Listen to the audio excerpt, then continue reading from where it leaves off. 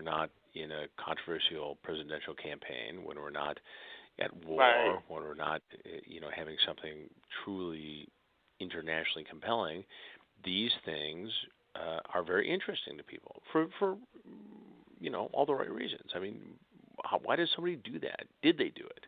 What did they do? Right. I mean, it's like the case in Florida, the fellow who shot the young man with the hood on. I mean, is that Trayvon murder? Martin. Is that self-defense? Good Trayvon point. Martin, exactly.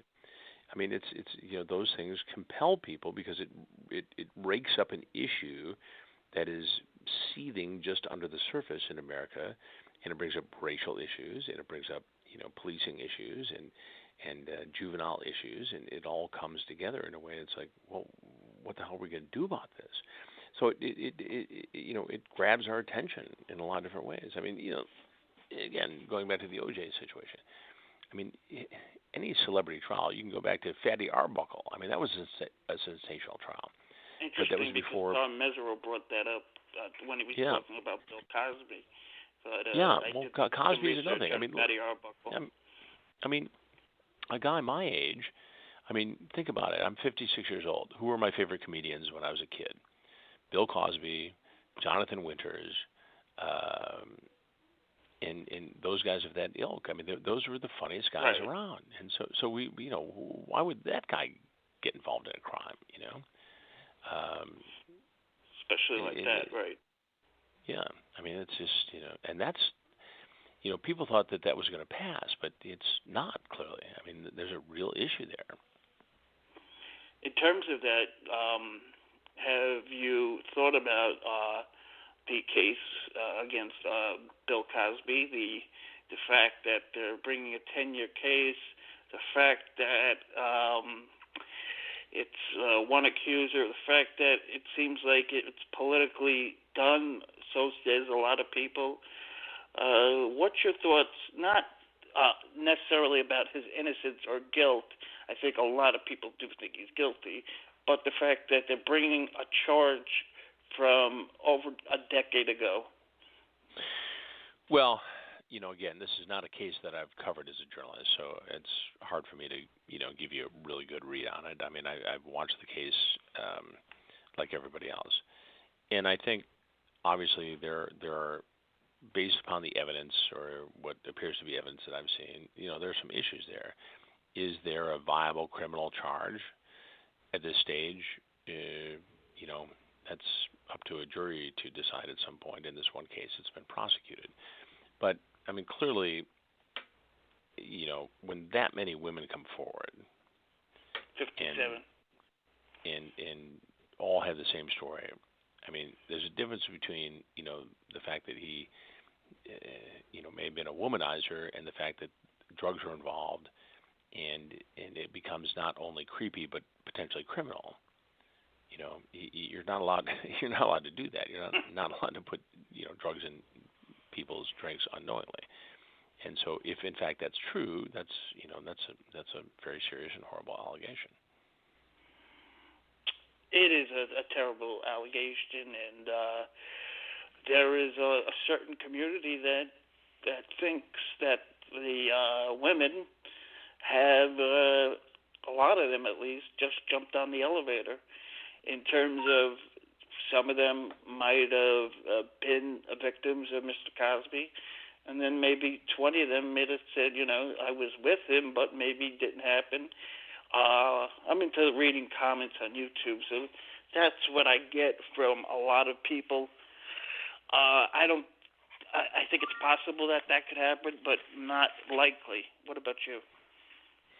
Well, again, we'll see how this works out from a criminal standpoint, but there is a certain amount of jumping on when something like this happens, but it just, the stories are so similar, and it would be easy for a lot of these women to just say, okay, this didn't happen, but they did come forward. And what got me was when the New York Magazine did the article, and I think at that point it was in the 30s, and they had all 34, 37 women's pictures on the front page. Now, you got to be pretty gutsy, I'm guessing, as a woman who thinks they've been victimized, to actually put yourself out there in some ways it'd be easier just to say, all right, this happened, I'm not good with it, but I'm going to move on. And if you can get, a civil suit out of it, fine. But these women put themselves out there to expose this, and you have to believe that, and respect that they truly feel that something criminal took place. And I've never seen anything quite like it, honestly.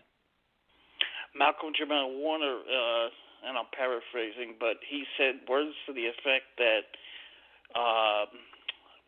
Woody Allen was never charged, and they never took away his movies or anything like that, and they let him go. And I guess the argument could be this is 50 plus women and drugging and different.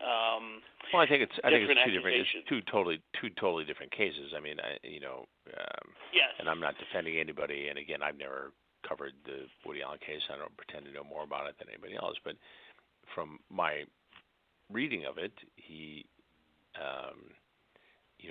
married somebody who was of age, and that may not be acceptable to people morally, but right.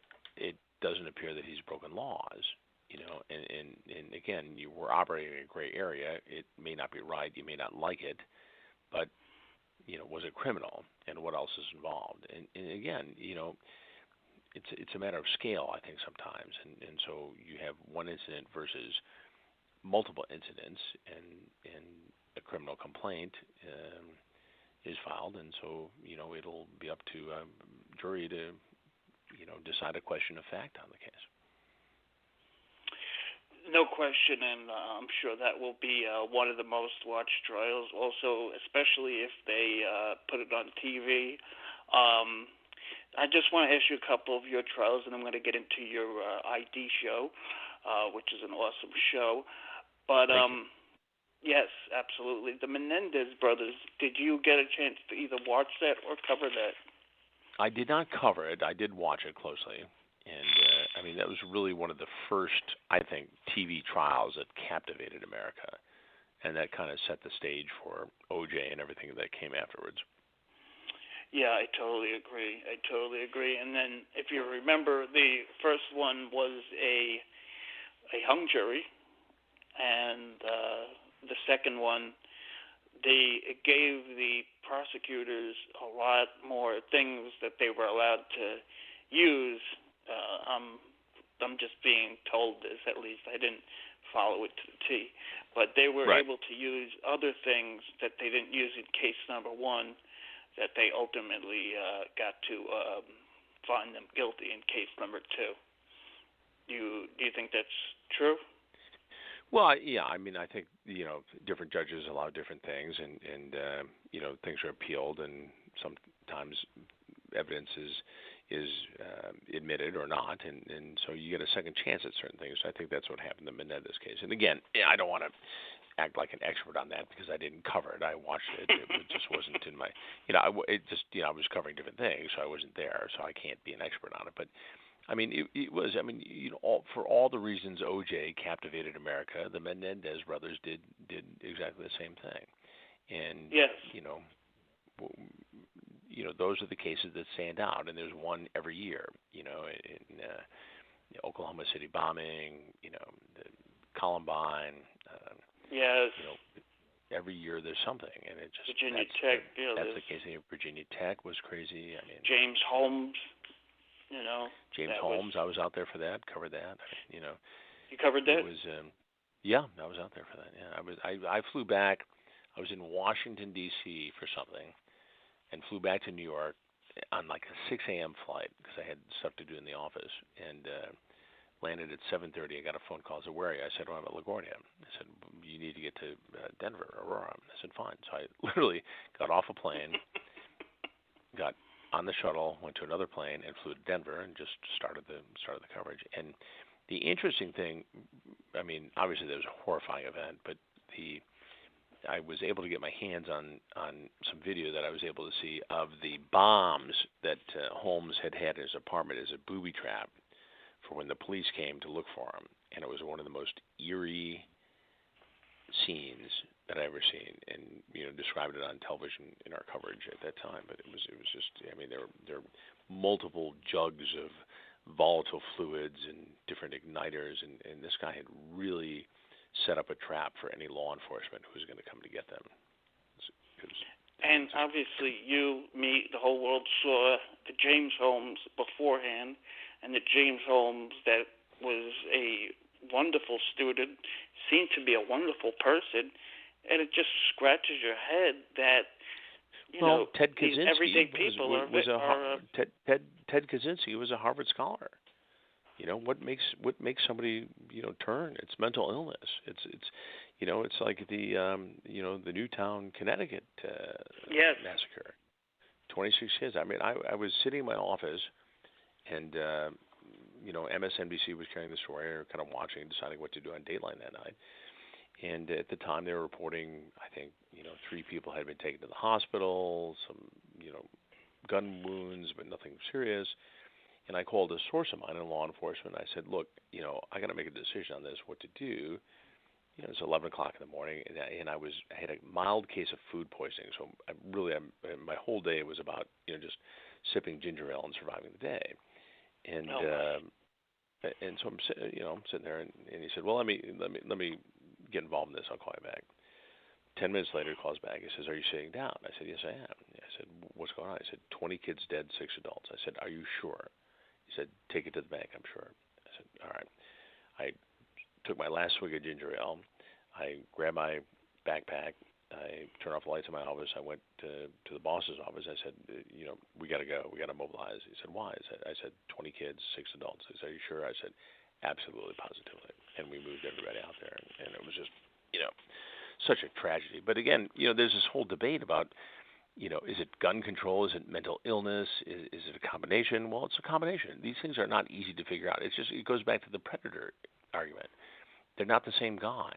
We want to treat everything in America with a one-size-fits-all solution. Lock them up, give them a drug, give them a treatment program, and it's not that easy. And it's all these criminals are a little bit different, but we are not addressing the mental health issues in America, not even close. And that's part of the whole thing. Are you familiar with the show that shows they take young children? I think it's called Beyond Scared Straight on the A&E network. Are you familiar with that? Yes, I am. Would you think that would be good for all schools around the area with such kids as behavior problem to maybe, if they see what goes on in jail, they'll think twice maybe, or they'll just, I think so. There's no stopping at James Holmes. How do you stop at James Holmes? In hindsight, yes, there was a counselor who raised a red flag. Police were involved, but at what level? Nobody really knows. I'm sure there are people who wish they had done things differently, but it's like plane crashes. Every time something happens, we get smarter about preventing it from happening a second time. And it's just sad that people have to die to do that. I mean, but that's sort of the way it is. But yeah, I mean, there's no safe, pat answer to saying, okay, these are the people who need to be locked up. These are the people who need treatment. I mean, it's all a matter of being good citizens and being vigilant and trying to see these things coming before they arrive. Yes, absolutely, no question about it. And do want to congratulate you as you did win the Edward R. Murrow Award, right? Yes, a couple of them. Three of them, I think. I think. Press Club's National Press Award, International Investigative Journalist Award, as well as awards for eloquence from the Associated Press and the United Press International. So kudos to you for winning. Thank you very much. Such great awards, and you had a chance to be a part of the Oprah Winfrey Show, right? I Let's be did honest. actually. That was a quite amazing experience. When was that?